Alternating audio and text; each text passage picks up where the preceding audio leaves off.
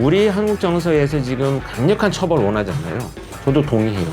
이건 바뀌어야 돼요. 근데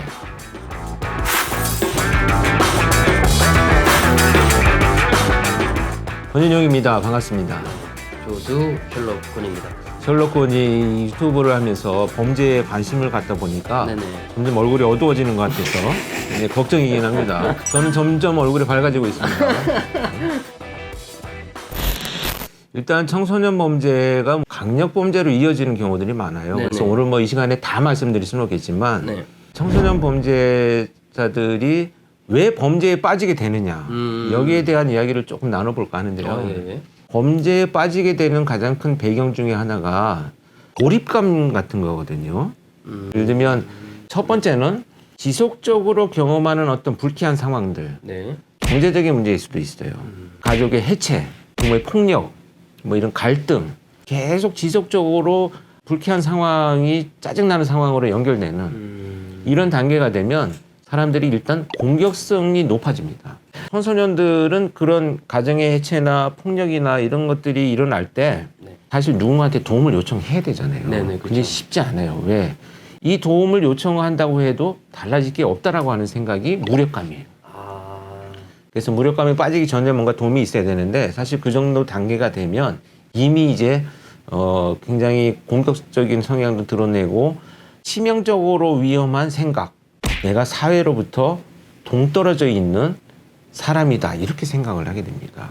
어차피 똑같아. 예, 뭐 이런 그래서 생각을 많이 한다는 거. 자포자기 해버리고 그렇게 되면 사람들은 누구나 기본적으로 갖고 있는 심리 중에 하나가 일단 소속감을 원해요. 내가 소속되어 있고 인정을 받고 인정해주고 이런 기본적인 것을 원하는데 맞습니다. 내가 사회로부터 자포자기 되었다고 하는 것은 그냥 그 관계가 단절돼 버렸다 이렇게 생각하기 때문에 이 소속감은 어디서 찾느냐? 범죄를 저지르는 사람들과 유대관계를 갖게 되는 거예요. 그래서 쉽게 유혹에 빠지죠. 도박을 한다든지, 뭐 폭력을 술을 먹는다든지, 술을 먹는다든지. 폭력을 행사한다든지, 또 더 잔혹한 범죄를 일으킨다든지. 그렇죠. 그럼 그 속에서 내가 누군가와 소속감을 갖고 있다는 생각만 가지고 그 선택을 해버리는 거예요. 근데 옛날도 뭐 가정 환경이 어려운 경우도 있을 것이고 뭐 분가를 한 집도 있을 것인데 그렇죠, 그렇죠. 요즘에 들어서 굉장히 청소년들의 범죄나 이런 게 좀 더 심해지고 뭔가 정말 상상치도 못하는 이런 걸 청소년들이 하는 이유가 그것은 이제 다양한 측면에서 연구가 필요한 부분인데 네. 크게 보는 몇 가지 중에 하나는 그런 정보들이 예전에는 알 수가 없었어요. 다들 이렇게 힘들고 어렵게 사는구나. 그래서 나도 겪어 나가야 되겠다. 이런 당연하게 생각을 그래요. 했는데 어느 순간부터 보니까 나만 이렇게 사는 거야. 라고 하는 이런 그 개인주의가 형성되는 과정에서 또 SNS나 이런 정보의 교류가 높아지면서 그렇죠. 자꾸 비교가 되는 거예요. 그래서 어떤 심리적인 변화를 일으키냐면 우리가 자기를 생각하는 자아의 존중감이라는 게 있잖아요. 네네. 나를 보는 사적인 내가 있어. 지금 현실이 어때?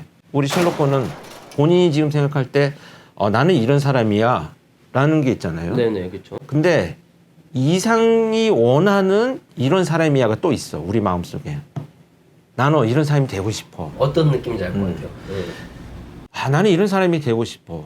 근데 나는 지금 현재 이런 사람이야. 맞아. 그러면 이 이상이 충족되기 위해서 노력을 하잖아요. 네. 근데 이 괴리감이 너무 크거나 좌절돼 버리면 이거를 없애버리고 싶어. 나의 현재를.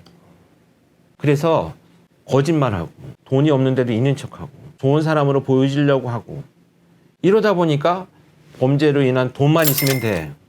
무슨 짓을 해도 돈만 있으면 내가 원하는 이 사람이 될 거야.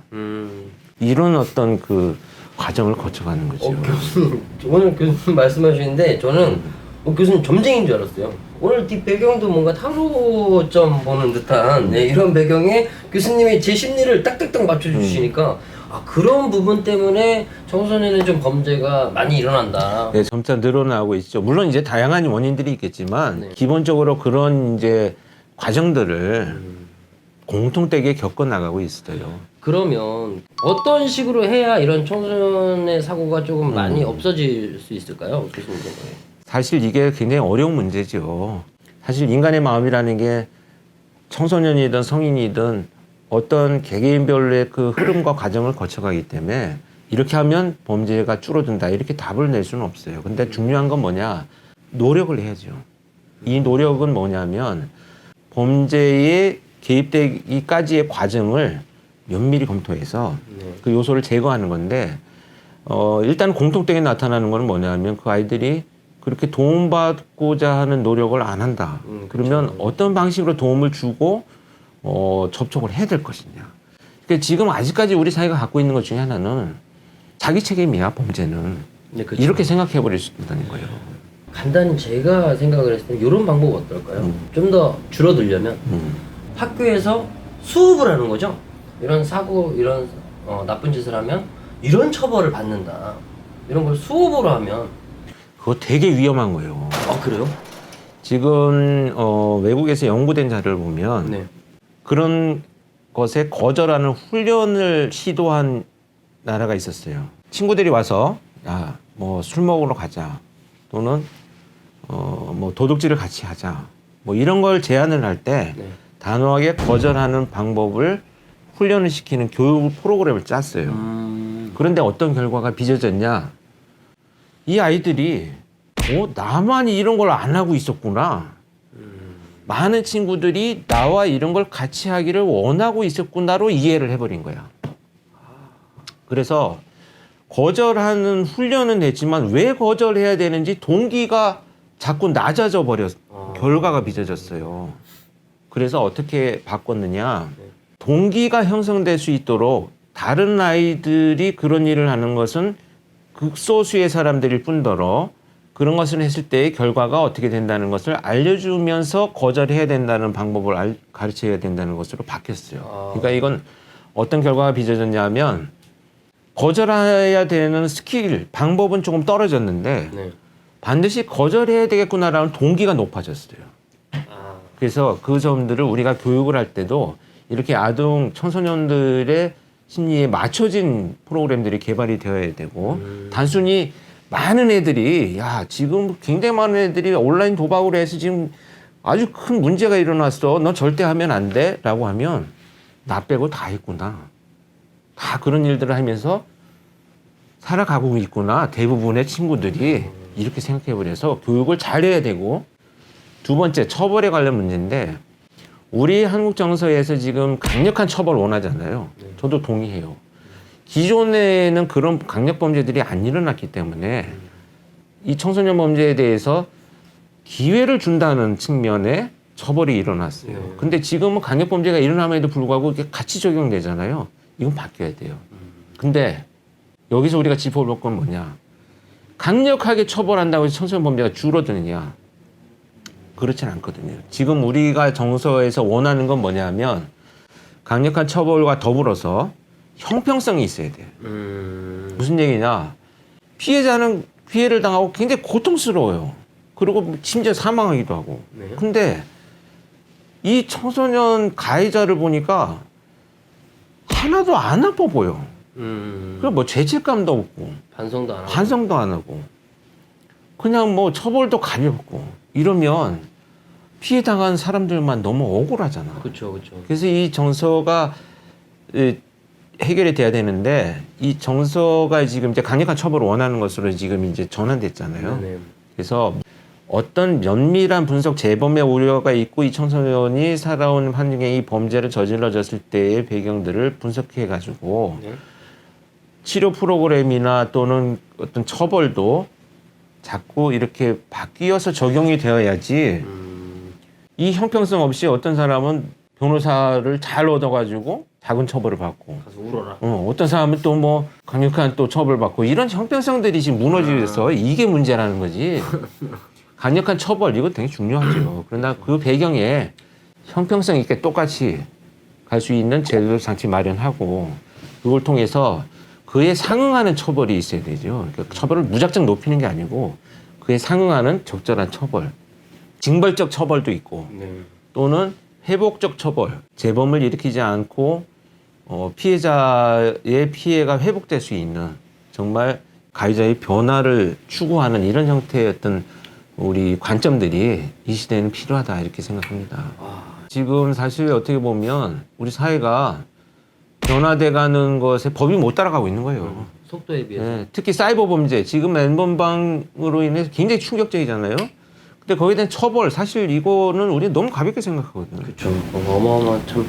그래도 또 학창 시절, 교수님 학창 시절에도 좀 이렇게 참 정감 있는 이런 범죄들도 많았잖아요. 아, 그때. 범죄는 범죄요. 근데 정감 있는 건 없어. 아, 그렇습니다. 범죄는 범죄인데 내가 오늘 하고 싶은 얘기 중에 하나는 굳이 왜 똑같은 범죄를 청소년 범죄라고 지칭하느냐. 어른이 저지르느냐, 애가 저지르느냐, 도둑질은 아하. 똑같은 절도야. 그러네. 근데 왜 청소년 범죄라고 하느냐.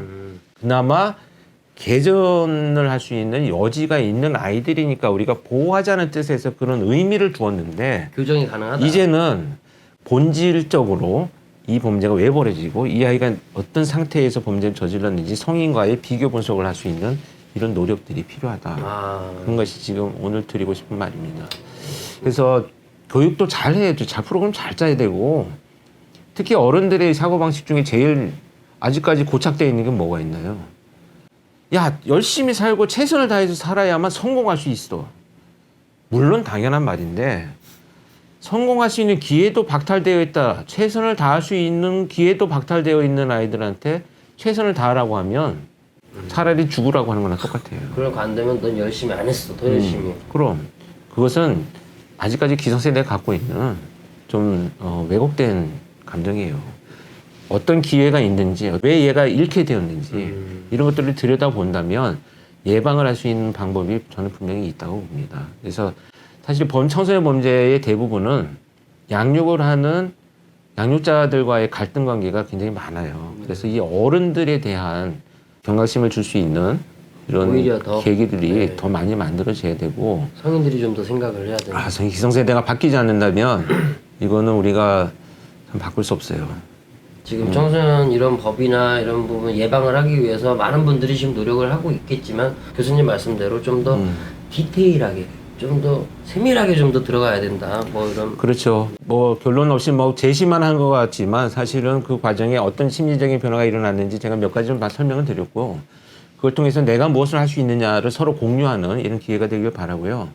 특히 이 범죄를 저지른 청소년 또 성인도 마찬가지지만 환경이 그 사람을 범죄를 저지르게 만들었느냐 또는 아니면 그 사람 범죄자 성향을 갖고 있었느냐 이런 걸 자꾸 이제 논의하는데요.